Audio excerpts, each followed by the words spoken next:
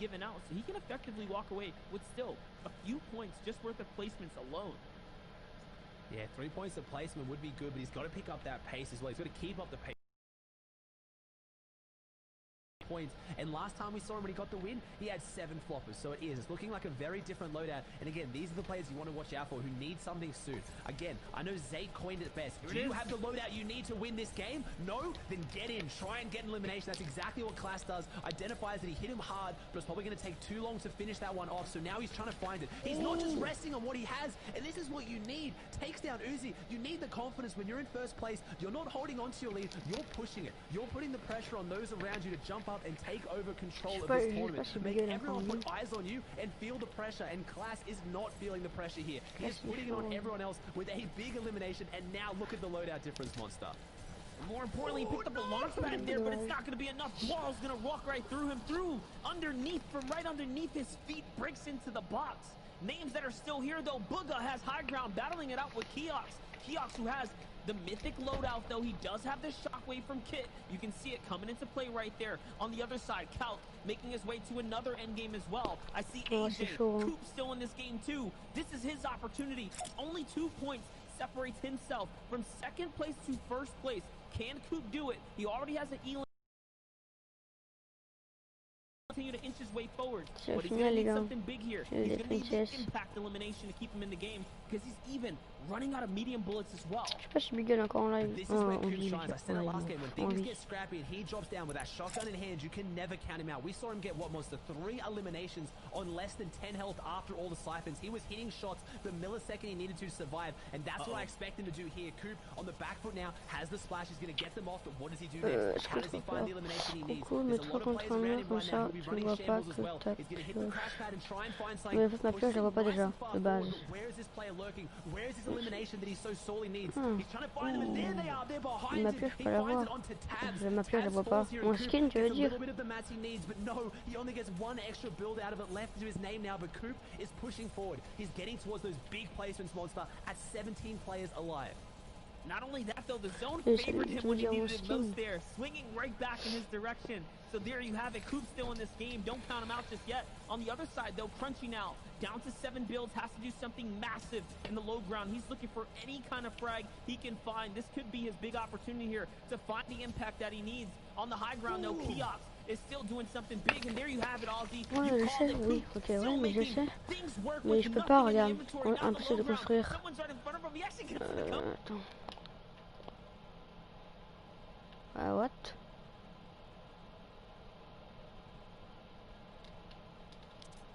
Allô?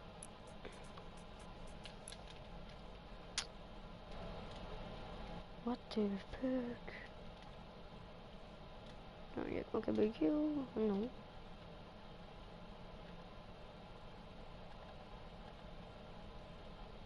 Such a tight top 10 as Crunchy wants to push his way and cement it higher. The Harpoon coming in clutch right now to get him forward, and there's a bunch of loot there. I believe Keox is still on the high ground with the shockwave launcher, so you have to keep that in the back of your mind. Can these players win?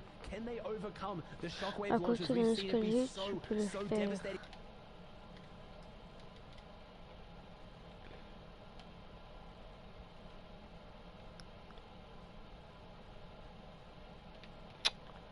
Je vois pas comment tu veux dire.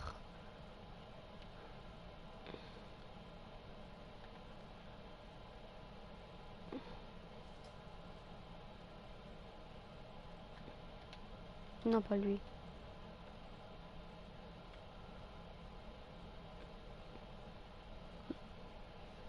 Lequel?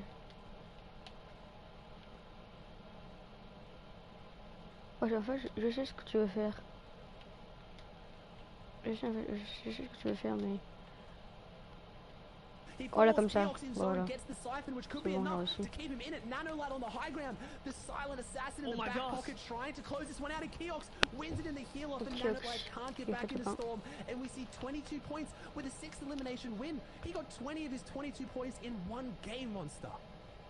That's the kind of win that you need right there to throw you back into the conversation, back into the game. He took the full-on AR battle, standing toe-to-toe in the zone, at his own demise there from the shockwave. Either way, though, we're gonna send it over to the table comme to ça, je vais dire, the je boys te at the repère, main comme ça, desk je vais dire. to break it all down. Zeke, take it away. C'est mieux comme ça, moi je pense. Thank you so much, Monster. Kyox there, fighting himself to Victory Royale. And boys, we're seeing the caddy launcher, we're seeing these mythic weapons finally in play, equals Victory Royale. It's happening.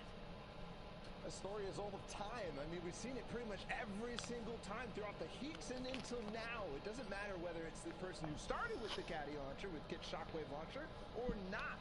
If you pick it up, you have a big advantage going to that final 1v1. Absolutely. The question is, for the people who didn't have it, how does the overall standings look now? It is Coop all the way at the top spot. No wins, but look at those eliminations, resulting in 45 points. And the thing I want to note about Coop at the top is he stays holding on to that 10 average placement, that Sundown in the previous la finale, les gars, la finale. Said that he needed to maintain. There is a big, scary moment for him, though. If he falls in any of these, that is the opportunity for someone to rise up. And Blake did just that in the last game, getting right back up in the fighting chances. And this is what happened before. I think in almost every competition Coop has been in, he's had a top spot, third or first, but then faltered and tripped. So he has to break the pattern, break the curse, hold first, and then win out for the whole day. And where will any of these other guys end up falling? On the second page, there's still some big sleepers. Kaz, who's been playing very well, has fallen all the way to 11th. Dubs as well, starting to rise up. Same with P-God, who has had 9 eliminations in these games, so definitely feeling the magic that he's used to, but there is a big impact of these guys who potentially could rise hugely in the standings, like we just saw from Kyox. That is a rise in thousands of dollars potentially if you end within that top 5. And that's what we saw in EU, right? Like, we knew Tayson was going to walk away with the victory, but when you're looking at that big breakdown in placement, the prize money that you could walk away with, you're trying to hit those top spots, right? Like, that's what these guys have to do. They have to come out swinging. They have 2 games left. They need to make the performances that will literally shape history and make it their own, because right now, it's make or break time. Yeah, a lot of people have made their performance stand out now in game number 4. We saw Crims take out the first place slot in that last game near low ground. Now he's sitting in the top 30. Very similar for a lot of players. They have their pedestal now to boost off of and then shoot for the top 10, shoot for number 1. It is still anyone's game. And that was actually the second game in a row that Crims has played very well in towards these end games. There is some serious moves being made by other players that we might not have necessarily seen. We saw him definitely in both of the last end games. We'll have to see if he can continue it. That's right. I mean, as we kind of break some of this down, we've got 2 games left. There's a lot of these power shifts happening, a lot of players making moves, others falling. I mean, again, as people are eliminated, that's it, right? They have to wait till the next round to earn more points while others are allowed to kind of step forward. But Kyox, I mean, he made this game his own. Yeah, let's just stop back and look at exactly how Kyox won that last game. Maximum amount of ammo and loot to boot. There's some nice shots all the way there in the mid-ground. Once you are loud and heard afterwards, you go all the way to height, start dropping down, mid-air, 70 damage tag to wrap that up on low ground with another quick shockwave up. Look at every single use we're pausing on him to show you the decisions that he's making in fast reaction times, getting these shots down from long range, from beautiful moments and shots all the way outside the zone. They just connect for Kyox. In the final moments, too, the confidence to go for those AR shots at long range, to take out Crunchy and then nano it in the final seconds. That was brilliant from Kyox, and he makes it work. Again, this opportunity that we keep harping on Zeke, its potential for thousands of dollars if he can make it work one more time. Yeah, man, we've only got 2 games left. We can't stress this enough. For you guys watching at home, every time these players interact, it is going to dictate whether they're moving up or down the leaderboard, right? Again, if someone is eliminated, they have to wait. They have to sit there and think about what is, like, the mistakes they've made. With 1 game left after that, we're going to see some players rise. We're going to see more players fall. That is the story. And that's how this kind of just unfolds sometimes. You know, you hate to see it, but there's got to be winners and there's got to be losers. Yeah, I was absolutely. pointing at you, Shia. You're pointing at me. I thought you were grabbing for yourself. I got this. Listen, I'm stunned, right? Because I'm trying to over-process and try to figure out what's going to happen in the next game. Not even joking, because we're looking at Coop holding these down up top. We're looking at NA East being unpredictable once again. Usually we have a 1v1 near the top. That is not the case this time. It's close, ball of Look, thank you for being very clear who you're talking to. Look, it's close still at the top. I mean, Class, who just had that previous massive game, is still there. He's only within 3 points. So keep that in mind. 3 points is all it takes. Zeke. Thank you guys for that hard throw. With that being said, we are getting ready to get into our next game on the day. So let's send it over to Monster D-Face and Aussie Antics to take us in. We appreciate you so much, Zekamus Prime there, Ball CW, and of course Shayo Wager for the expertise and breakdown of where we stand right now, right here in the competition. But like you guys mentioned, the rising and falling, that's like the tide. It's like clockwork. These are things that are going to happen. And if this is a high tide for Coop or Class, they're going to run away with the competition here.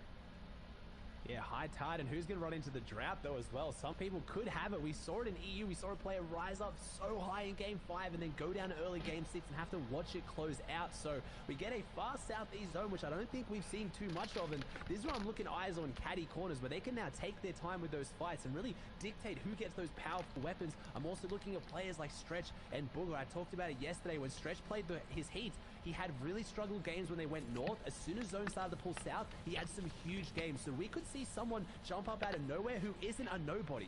It's crazy how some of the biggest names of this finals aren't up there on the leaderboard, but they could be at any time. A 10 elimination win is 25 points. That is over half the person who's in first place right now. So some of those people who are a little bit lower on the leaderboard could come back at any time. That's right. They can break their way into top 10 like you saw in the previous game.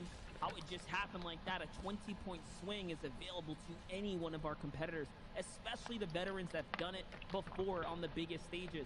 And that's what leads us to the question, what is going to be shaping up right now? How is this going to all play?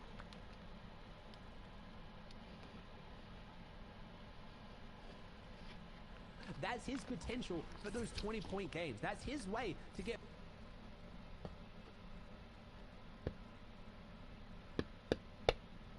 in this tournament. He's 28 points, not doing poorly, but a big game here will jump him up so high. And this player doesn't realize he's chased it. He doesn't think he's chased this hard. He thinks he's safe. He's stopping. He's eating things off the ground. He goes down. It's XNB. It's the banana specialist himself falling. And Skittles gets the elimination, and he's going to get his hands on that caddy loot. And I have to think, I don't know if XNB has been going caddy corners at all today, Monster. So people changing up their strategy in these final games to have those big point formats. So the players at the top, like Coop, like Class, need to be careful because people are changing the way they're playing. And that's so massive because Skittles already has 2 eliminations and he was in the top 10. So he's breaking his way up now.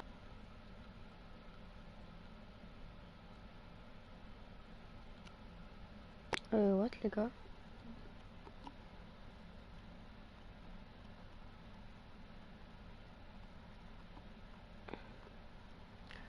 Ça m'a fait quitter.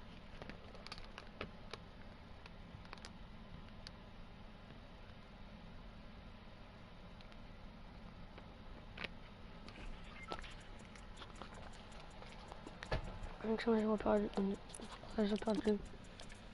What?